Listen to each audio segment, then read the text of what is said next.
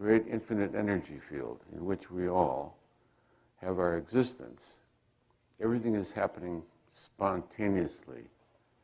Everything automatically fulfills its karmic potential. It's all happening of its own with absolute perfection. It requires no outside agent.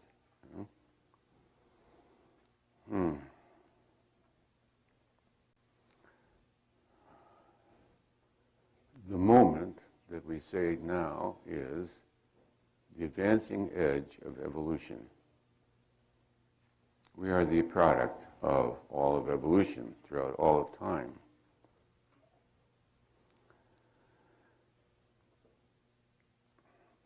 We inherit a potentiality. The world is called that karma. We can do without karma. You can just be what you are. You relax into it.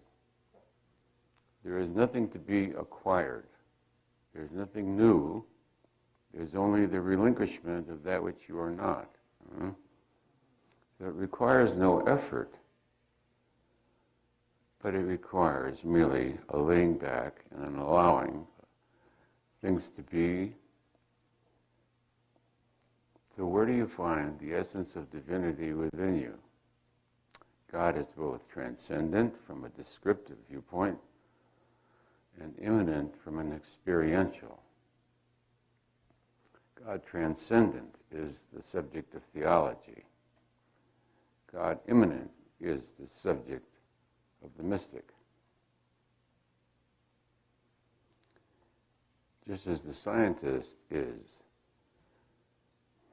the authority of the linear domain, the mystic is the authority of the nonlinear domain, which is completely experiential and about which nothing can be said. It will take us all morning to explain how nothing need be said. All right, so we are at the forefront of the evolution of consciousness as it has evolved through millennia. We're the epitome of it in this domain at this moment. We all have within us a potentiality. Education is to inform us about the content and has to do with the world of form. The spiritual reality, which everyone seeks when they reach a certain level of consciousness, they begin to intuit it. And then they get captivated, and then they get captured by the gravity. They get captured by the gravity of the potential of their own future. People think they're driven by the past. You're not driven by the past. You're attracted by the future. And the future has been set by your own intention. The intention to become enlightened, then, is why everybody is here and why they're all going to be enlightened.